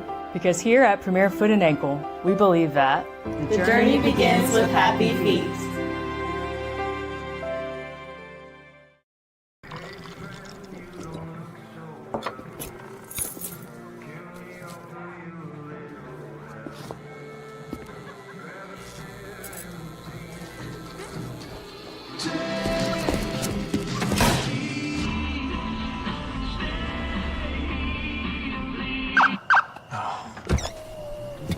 You're seeing the signs too, right? What signs? Whether you're an athlete or a weekend warrior, when it comes to your performance, don't settle for anything less than excellence. We're proud to announce that Mid-Tennessee Bone and Joint Clinic is now Tennessee Orthopedic Alliance of Columbia, where we are redefining sports medicine and orthopedics. Tennessee Orthopedic Alliance's team of expert sports medicine physicians understands the unique demands of your body. TOA Columbia specializes in personalized orthopedic care, offering state-of-the-art treatments for everything from sports injuries to joint replacements. Learn more at toacolumbia.com. Jones & Lang Sporting Goods here in Columbia has been outfitting teams, officials, and anybody else from T-ball to college for 50 plus years. Be sure and check them out at 931-388-8060 or online at jonesandlang.com. Jones & Lang Sporting Goods, the look of a winner. Zion Christian Academy, zioneagles.org or 931-388-5731. You can schedule your appointment. Go tour their campus. It is beautiful over there, and you're definitely going to want to see it. Again, it's zioneagles.org. Give them a call, 931-388-5731, and schedule your tour today. Piggly Wiggly, located in Neely's Mill Shopping Center, is Columbia's locally owned and operated Cost Plus 10 grocery store dedicated to serving the community with low prices and smiling faces. Piggly Wiggly offers fresh, hand-cut meats daily as well as daily hot plate lunches from their deli counter.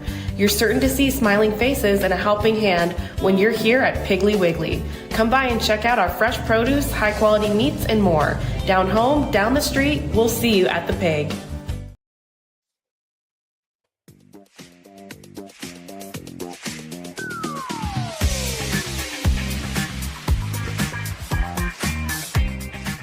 Weekend warm-up continues here on Main Street Sports Today, presented by the Tennessee Orthopedic Alliance of Columbia. That's Wade Neely. I'm Maurice Patton, and we have with us now from Southeastern 16, the very busy Chris Lee, to talk a little SEC baseball. Chris, good afternoon. Hey, good afternoon to you. Hey, man, so you survived your preview book, huh? I did, I think. For better or for worse, I'm not sure which. Well, you know, kudos to you for undertaking it. Tell folks where they can get their hands on that. Yeah, it's a little different. It's a Google Doc. I just put the link out there on Twitter, so go to @16 Southeastern. You can find it there and get the link and get all that for free. It's the team previews are tabbed. The All-SEC team is tabbed. The power rankings are tabbed, and so you can easily get to whatever you're trying to find with just one click. And again, it's all free. Sounds like a treasure trove of information there if you are a Southeastern Conference baseball fan, and we clearly are. Play starts today. What game, what series this weekend are you most enthralled by, Chris? By the way, we just finished Arkansas coming from behind to win in the 10th inning, and saw Kentucky rout Lipscomb in Nashville. I think obviously the tournament that Vanderbilt is going to be in is going to be a lot of local interest. Vanderbilt's playing Grand Canyon, Nebraska. And who's the third team? UC Irvine. Is that down in Houston again? It's actually in Arizona. The first game tonight is in Grand Canyon's home park, and I'm having to pull up the schedule because there's 16 teams playing 16 different places. Oh, I know Tennessee's out playing in out west. Let me just pull it up. I've got all this in front of me. I just need to get it. While you're pulling that up, I'm over here, Chris, on pins and needles. My beloved Michigan Wolverines have got Virginia in extra inning, overtime basketball stuff there. But they blew a 2-run lead. I've been sitting there doing the whole show on pins and needles. They've given up 2, and it's 4-4 in the 10th. Virginia's now, pretty where good. are they playing, Wade? Are they playing in like Puerto Rico? Yeah. Yeah, I think Missouri's down on that one too, right? Yeah, I believe so. Yeah. Let's see. I know Georgia's playing at UNC Asheville. That's kind of interesting. And because I think Georgia's redoing its park. Texas, Texas and Ole Miss are both playing in a non-conference classic format thing out in Arlington, I believe. Texas has got Louisville, Ole Miss in an SEC, but not an SEC game, in Oklahoma State. So kind of very interested to see what the Longhorns do. A little interested in seeing South Carolina this week, and they play Sacred Heart, but the pitching, no Eli Jersenbeck. I want to see what they can do there. I mentioned Kentucky earlier. And what else have we got here? I'm having to click through a lot of stuff at once, so my apologies. No, you're fine. When your brain is mush from doing what I've done, and I'm just a little bit scattered. Yeah, Ole Miss has got Arizona in addition to Texas and Clemson, so that's an interesting one. And we mentioned Missouri and Puerto Rico. We've got some other tournaments coming, but I think those are a weekend or two away. But I think the Vandy one is one that I've got a big eye on because I want to see what they've got, and they might be playing without two of their key bats this weekend. Oh, okay. And I guess we'll just leave that at that then. Well, it's. I think there were both hand injuries. One of them is to the James Madison transfer, Mike Mancini, who I think is going to miss maybe a month. The other one is to Brody Johnson, the kid from Chattanooga, who just is wowed everybody, and I think might even be the best player on the team potentially as a true freshman. There's talk he's a national freshman of the year type of hitter. He got hit on the hand in the scrimmage, and so I want to see them. And I want to see if they're healthy, but sometimes hand injuries are a little tricky. So I'm a little concerned for Vanderbilt just because of that. But I want to see how that goes and if those guys play. And that's tough because Vanderbilt really dealt with injuries last year, right? Yeah, Jaden Davis got hit in the face. Jacob Humphrey, their fourth outfielder, kept, I think, pulling a hamstring. You had Carter Holton constantly banged up. You had Ethan McIlvain missed 6 weeks. I mean, it was kind of one thing after another for them last year. You mentioned Texas and South Carolina. They are both debuting new coaches this weekend. Schlossnagle at Texas and Palminieri at South Carolina. Is that part of the reason for your intrigue with those teams this weekend?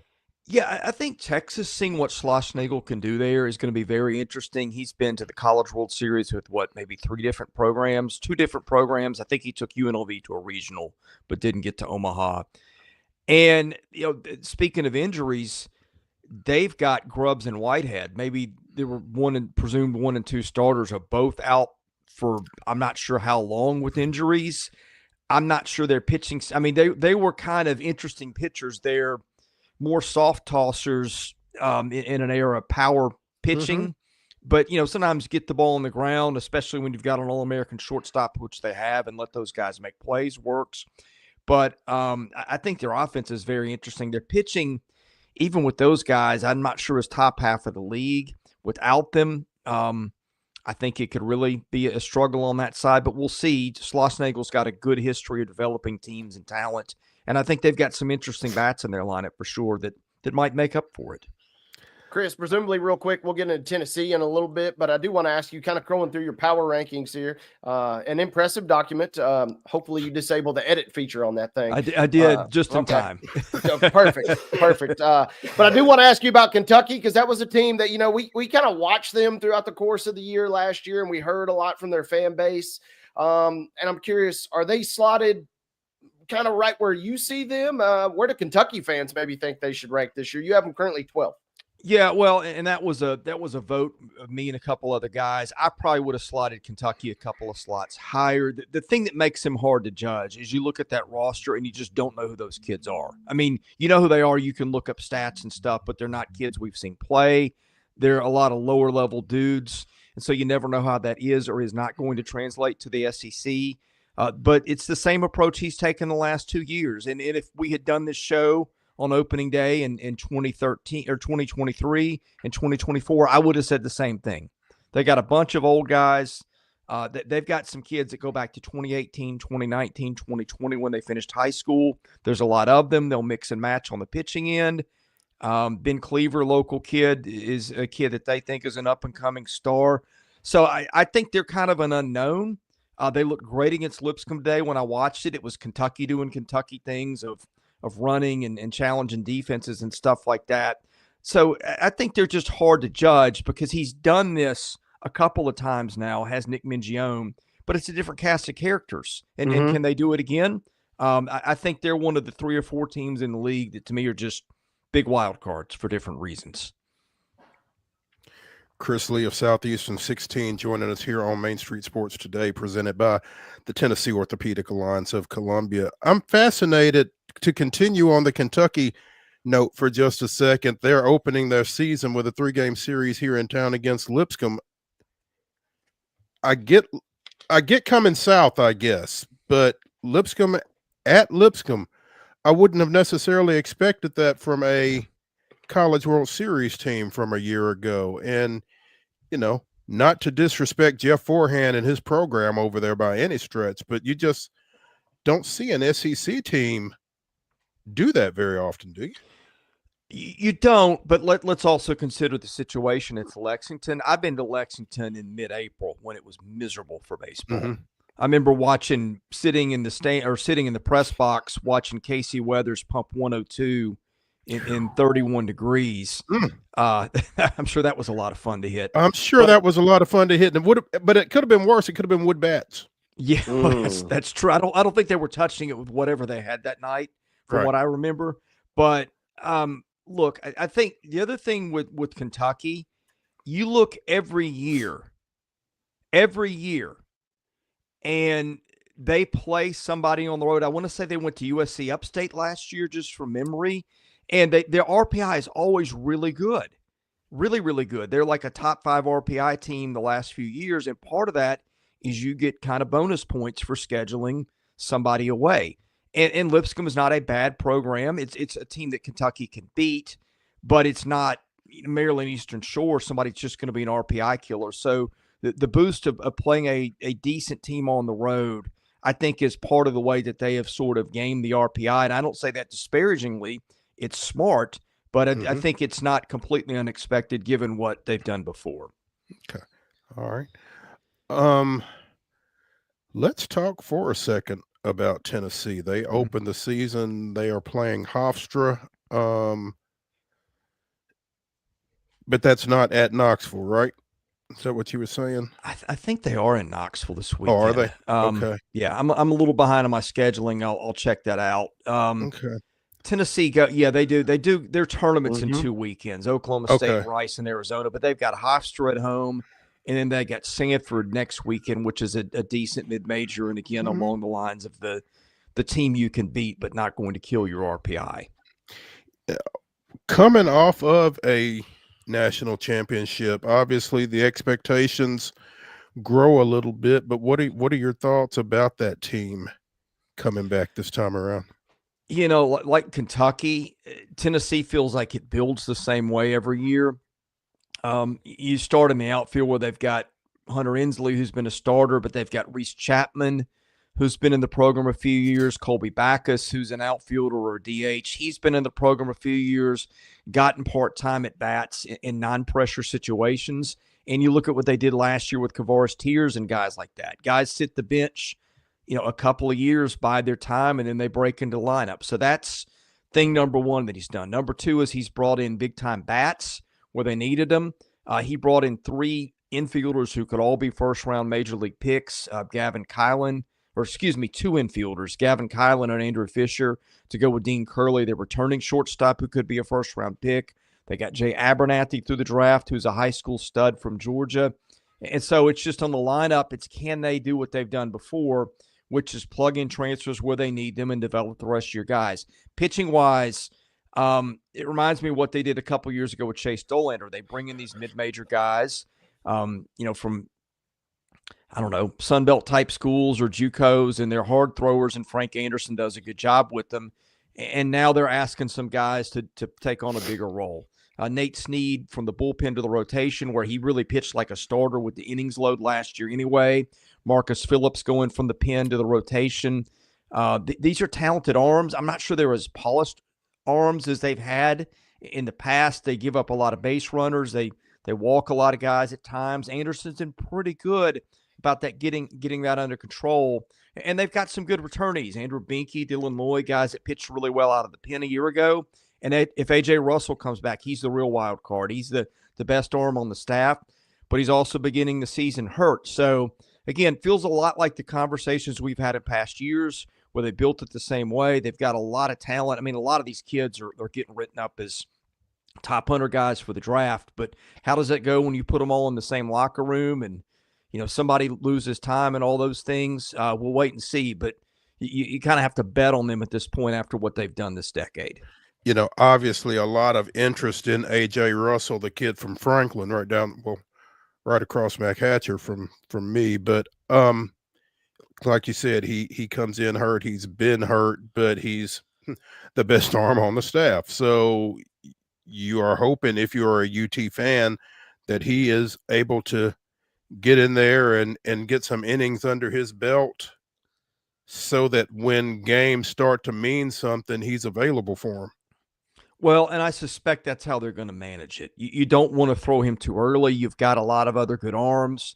You're facing some teams you can beat till you get to SEC play. He is a game changer in the postseason, or frankly, anytime when he's well. I just remember this time last year, opening weekend, he struck out 10 of the first 12 guys that Texas Tech threw at him, or whatever the number was, and he just was electric. But unfortunately, that's the last time that we saw A.J. Russell really, really flashing elite stuff over any period of innings. And so if you can get him to the end game and have him 100% healthy, he's a guy that a lot of teams don't have one of. Yeah. And it's, like you said, guys like that don't just grow on trees. And so trying to get something out of him. Where do you feel like he figures in, given his injury situation, his injury background? I mean, is he a guy out of the pen? Is he a guy that you try to build up to start? How do you use him if you are Vitello and that staff? I mean, I think he's probably a starter. He was a starter before. In my opinion, he's the best pitcher on the staff when he's healthy, and you want to get your guys out there. At the same time, we've seen this jumbo reliever guy. And I think back to Kevin Kopps a few years ago, where it can be the fifth inning and you're up a run or down a run, and you need a guy to come in and shut the door. You're seeing guys use more and more like that. Could AJ Russell be the guy that gives you, 1 to 5 innings and slams the door on somebody? I mean, I don't know what he's comfortable doing, whether that's coming out of the bullpen. Everybody's different, but in theory, why not? I mean, I think you could do anything with him. Maybe you could close him and keep an eye on the pitch load. I mean, it's a great luxury to have, and it's one you can maybe experiment with when you've got Liam Doyle and Nate Snead and some other guys on the staff that they have. Looking at your first team, second team, third team, preseason all SEC, you've got Snead as the first team reliever. La Violette from A&M is one of your outfielders, obviously. Devin Obie at Georgia, is that the kid from Innsworth? That's the kid from Innsworth. Is that where he went from, Innsworth, or did he transfer down there? He went to Duke, played 2 or 3 years there, and now he's at Georgia, which is a great place to hit. Yeah, ask the Charlie Condon. Yes, thank you. I wanted to say Condit, and I knew that wasn't right. But yeah, who is a guy that's not on these lists that we need to be looking for? Oh, gosh, Hunter Hines at Mississippi State. I know I'm going to get yelled at for leaving him off the team. I think he made the first team coaches team, but his production has gone down 3 years in a row. Stephen Milam at LSU is one that I could have easily put on there. Maybe even Brody Johnson at Vandy, if he's what people think he is. I mean, this is the problem with picking teams, is there's so many great players in this league that it's just it's just asking for people to come at you, because they know their teams, they know how good their players are, and they're like, why isn't my guy on the team? I can't believe my guy's not on the team. I'm like, well, have you seen the other guys? They're pretty And good sometimes too. the difference is so small too, right? I mean, you're talking about splitting hairs when you're talking about this level of competition. Well, you really are. And let's look at, Robbie Burnett at Kentucky is a guy that I had on this list originally. There's so many of these guys that come from smaller schools that lit it up at other stops. The Humphrey kid, Isaac Humphrey at Ole Miss is another one. Hit well at Louisville. I kind of subbed Kyle Jones at Florida in for him at the last minute because O'Sullivan talks a lot about his defense. He can run. He can really cover some ground. And I just kind of gave the nod to a younger guy there. I mean, there's all kinds of guys like that are just I'm going to miss badly on some of these because there's going to be a freshman. There's going to be a transfer that you just didn't know what he could do. And I always defer to, have you done it before? 95 times out of 100. I'll tell you the one where I didn't. Was the kid at Arkansas, Brett Iredale, who's my third-team third baseman, and it could have been higher. He's a JUCO kid. You never know how that's going to go.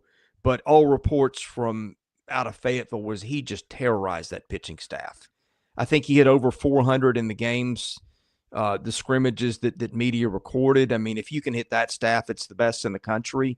You probably deserve the benefit of the doubt. So I tend to go, what have you done in the past and what have you shown that you can do before I project a little bit? Because, I mean, frankly, in this league, there's so many stars, including guys that don't even make the first three teams, that you're just kind of – it feels sort of disrespectful if you do that.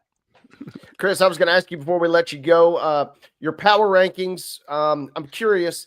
Texas A&M 1, LSU 2, Tennessee 3, Arkansas 4, and then I get on DraftKings and conference winner Tennessee, Texas A&M, LSU, Arkansas. So your top four are all kind of in lockstep there. And where I guess my question is, how close is the gap between 1 and 4, and is that the kind of cutoff point between teams that can realistically think about winning this league? I think it's close enough that Arkansas at 4, I think, could be the best team in the country, again, because of the pitching. Tennessee, you have to feel like could be there in the end just because of what the Vols have done, but you're just not sure exactly who does what. I think at Arkansas that the pitching is just off the charts unbelievable. I mean, they've got a kid in Landon Beetleshies who I know Vanderbilt wanted badly and a lot of schools wanted badly, and I think he made a very healthy six-figure salary when he went to Arkansas. He's their fourth starter to start the year, a lefty that would have been an ace at Wait a minute. So 80% of the schools. They're paying six figures to a midweek starter? Yeah, that's what I hear. Good work if you can get it. But that's like the Walker Buehler family of six starters or midweek starters. That's probably a little aggressive because Walker Buehler is Walker Buehler. But my point is, it's more indicative of what they've got, which is why I could have them. I'll tell you what, LSU is maybe got more top 100 draft prospects on that roster than about anybody. A lot of them are pitchers, but a lot of them just haven't done it over a long haul yet. Like Chase Shores, if you'd said 2 years ago, pick an all-SEC team for 2025, Chris, Chase Shores might have been my preseason pitch of the year. Hadn't pitched in a year or more because of injury. But, like, he was a guy that could have been – but he hasn't done it yet. And if he does it, and if he's the ace everybody thought he was, and if Cade Anderson, their number 2, is the top 50, 60 guy for this year's draft that people think he is, again, hasn't quite done it yet. They got the Ianson kid from out west who's an elite guy. They got Zach Cowan, who threw 110 innings at Wofford last year and was good. I don't even know where he slots in. That's the top 4 that we're looking at. To me, I just think there's a difference between them and everybody else. I got outvoted on Georgia. I would have had Georgia ahead of Florida just for what it's worth. I think they've got a ton of depth. I think their pitching is better than people know. They've got players coming out their ears. To me, and I guess you've got to consider Florida a team that could make Omaha because they've always done it. And who knows, maybe Vandy and Texas too. That's a little bit more of a reach in those two cases. But I think, you just do these. You go through your homework one at a time. And I just remember looking at Georgia. It's one of the first teams I did and said, these guys maybe could win the league. Take the name off the jersey, forget that it's Georgia for a minute, just look at the talent. And then you get to Tennessee. And then you get to Arkansas, and then you get to LSU, and then you get to A&M, and it's like it's a hold my beer situation everywhere you look. So I just think it's going to be a lot of fun. Yeah, Chris, as you worked through these power rankings and you came up with what you finally came up with, who did you look at it and say, this is my biggest miss? Well, I'll tell you the two that I'm a little different that are the biggest wild cards. I mean, well, first Vanderbilt's a wild card, I think a little bit anyway. But you know, those two injuries with the hitters that we talked about, and the ability of Ethan McIlvain to throw strikes, which I don't think he did in the winter as much. Like if those go the other way, if those go the right way, Vanderbilt is hosting a regional, maybe hosting 2 weekends. If they don't, you could be looking at a team that's struggling to get in, you know, when we get to Hoover. The two teams that I think I'm a little different on than everybody else, I'm a little high on South Carolina. I think that brand has just kind of been forgotten. Now, having said that, Eli Jersenbeck, who's their ace, they just announced yesterday he's not pitching this weekend. He's not pitching next weekend. It's a health concern. They don't say what. He didn't pitch last year. He's easily the best pitcher on that staff. He is an ace on par with most of these guys in this league. If he's not available, that's a game changer. But they've got Ethan Petrie, who's as good a player as there is in this league, if not in college baseball. They've got a lot of arms who've done respectable things. They brought some guys in the lineup. So that's one I'm a little higher on. And Maneri's won a natty before. The other one is I'm not as big on Mississippi State as other people. You'll find State in everybody's top 25. I look at the lineup. I'm just not as convinced. I don't think they stack up on paper like everybody else. Now, if Ross Highfield and Dylan Cupp and some of their guys that were really highly regarded players out of high school and could have easily gone in the first 2 or 3 rounds in the draft, sometimes it takes you a year or two to get developed. Highfield was hurt last year. Cupp was a freshman. Those guys step up. If Hunter Hines does what he did before, it's going to look differently. But Stone Simmons is their guy taking the ball on Friday. He hasn't thrown since 2022. They've lost their best 2 arms by far. I don't see it on paper anywhere near the caliber of what they had last year. But, and I emphasize these are power rankings. They're not predictions. State misses, I think, 5 of the top 6 teams in the league on the schedule. Oh, wow. So I don't know who they have to thank for that. But you could see them get into a regional and maybe even host just because of that. But I'm just not sure. I don't like them as much as I like a few teams or a lot of teams that are in front of them. Texas and Oklahoma coming into the conference, obviously 16 teams now. Last question. How many does the SEC get in? I'm going to say a dozen. You know, we haven't talked. I've got Alabama 14. Alabama, I think, is a regional caliber team. It's 16 teams. Somebody's got to go down there. Well, I mean, it's just what we're looking at in basketball, except I think it's even tougher. Right. Chris Lee of Southeastern16.com joining us here on Main Street Sports today. It's baseball season, y'all. Yay. Chris, stay warm. And we will be catching up with you. We appreciate it. And y'all gotta look at this baseball preview. I mean, it is.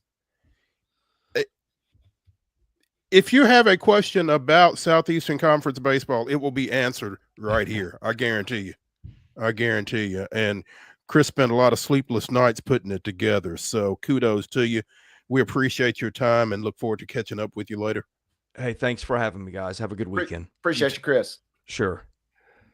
Let's take a quick break. Let's come back for the final segment of the weekend warm-up edition of Main Street Sports Today, presented by the Tennessee Orthopedic Alliance of Columbia. We'll be right back.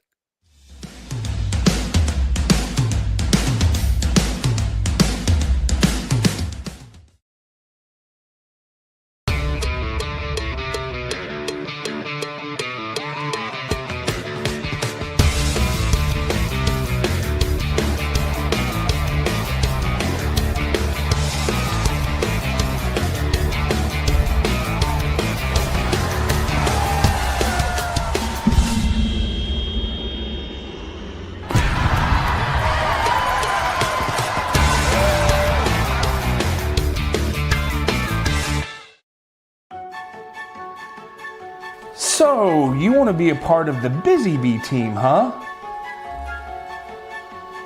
Well, how do you see yourself fitting into the organization? Oh, I get it. You want to be a weather bee.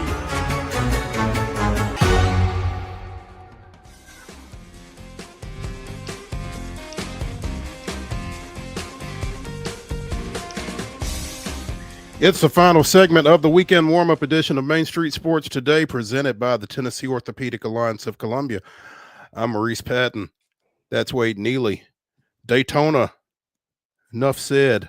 Austin Cindric and Bubba Wallace won your 2 Thursday duels. They will start number 2 and number 3 in Sunday's race, which is apparently being moved up in consideration of expected inclement weather. So beware of that.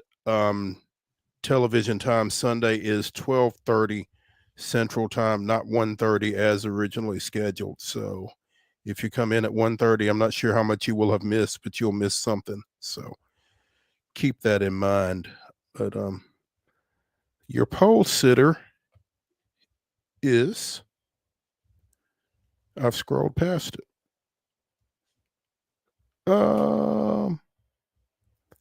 Chase Briscoe. There we go. It's Briscoe, then Cindric. Bubba is in row number 2 to start Sunday's festivities. So in a pretty good spot to start, obviously. We'll see how that shakes out. But yeah, it's the beginning of racing season in addition to the beginning of college baseball season. Lot going on this weekend, including the Genesis Invitational, which got off to a wet start yesterday, apparently. Guys kind of struggled a little bit with that. But familiar names regardless. Scotty Scheffler near the top. It's crazy watching these guys in their wet weather gear. It's like, if you're a duffer, it's like, I think I'm just going to go home and come back when it's dry. But when you're getting paid, you kind of got to deal with it, I guess. Yeah, it's going to be gross, and they're doing a 36-hole cut plus top 50 in ties within 10 strokes, which I believe is pretty similar to the Masters cut line. So a chance for a little bit of a different flavor going into this weekend. But yeah, there are some gross scores as you dig deep on this. Your leader, Davis Thompson, currently, as we talk right now, 7 under. Scotty's right on his heels at 5 under. But there's a whole boatload of folks that are toiling 7 over, 8 over. Max Homa, one of the great up-and-coming golfers, he's 9 over right now. So, I mean, it's chewing some guys up and spitting them out, to say the least. You're right. The weather is a great equalizer, right? Yep. And you mentioned real quick, you mentioned Daytona. We got to ask Heather about this. I just saw a story come across. Pitbull ends partnership with Trackhouse Racing. So, Mr. Worldwide, man, I mean, what's the deal here? He's going to be down there tomorrow, Sunday to perform. But I'm like, what the heck's going on with this? What is going on with that? Our guy Ty, is it Ty? What is Ty's last name with Trackhouse? Friend of the show, Ty Norris. I wonder what that's all about. You're right. That's something we will definitely have to touch base with Heather on when we get her back on next week after Daytona. That's maybe because they're the team that's sponsoring Helio Castroneves going into this weekend. He's the 41st entrant in the race using that quote world-class driver exemption. 41st, man. Okay. A lot of cars. Bold prediction. Not all of them will finish. Nah.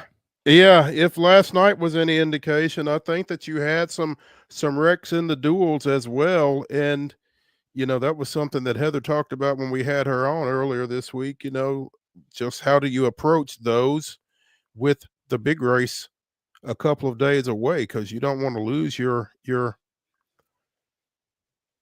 game day car in a prelim. So we'll see what impact those have on Sunday. All-Star Weekend, how much of this are you going to get to see, Wade? I'll get to see some, and I'll watch as much as I can. It'll be pretty fun. Rising Stars tonight, which is they've tinkered with that format as well, but that used to be my favorite event.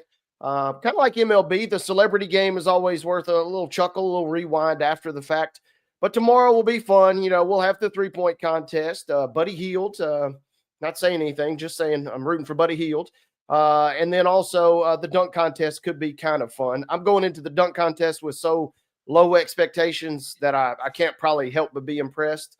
And then Sunday will be weird and awkward, but it'll still be fun. Like Landon said earlier this week, this is about just everybody being together and just having fun. I mean, just think back to like 2000 when the guys had the Sony handy cams on the sidelines recording their guys. I mean, it's as much of a celebration of just the basketball culture than it is the kind of games and the events themselves. So I'll be tuning into as much as I can.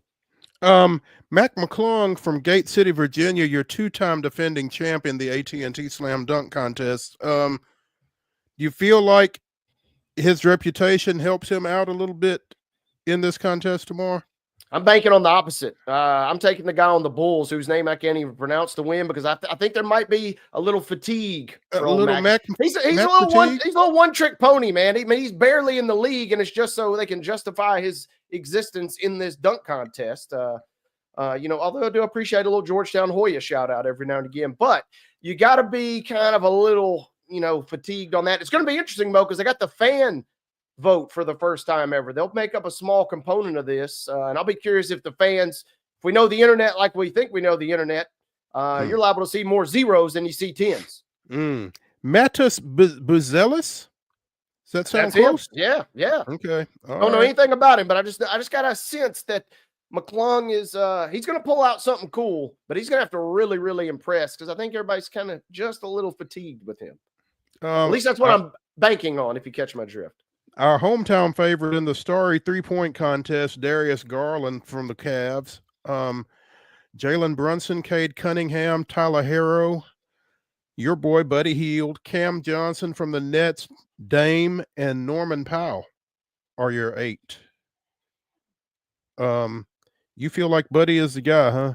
That's who I'm rolling with. Got a good price on old Buddy, so we'll be rooting for him this weekend, and looking forward to seeing what he can do. Splash a couple starry balls through the net there. So you sprinkled some shekels on Buddy then, huh? I didn't say that, but I might have said that. So if you know what I'm saying. Well, like I said, anytime we've got a local guy going at it, I'm all about that. So it'd be cool if those two could somehow meet in the championship, no doubt. I would not mind seeing Darius go at it in the finals at all. That'd be kind of cool. What they need to do is do a half court shooting contest. Clearly, like chances in that one. He has hit one or two of those. That's for sure. We will both be busy tonight, I presume, and missing the Rising Stars. But is there anybody in particular you've got your eye on in that? No, I'm not, honestly, because it used to be USA International. It was really kind of fun. I don't even know who's on whose teams, but I do like the way that they're structuring it. It's kind of recognizing some of the legends. Team Chris Mullen is kind of got some tugging at my heartstrings. Mitch Richmond going to be represented too, so it'll be kind of fun. I think Edie is going to be out there, as well as Jalen Wells, who's not your rookie of the year at the moment, but man, he's awful close. There we go. I like this. TMC, they got the gang back together, Hardaway, Richmond, and Mullen. So, yeah, looking forward to that. And then honorary coach Jeremy Lin for Team G.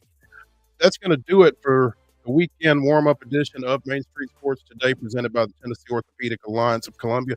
Be sure and join us Monday at 2 o'clock. We will be joined by Joe Rexrode and CBS Sports' Jerry Palm doing some bracketology. Come back then. Yeah.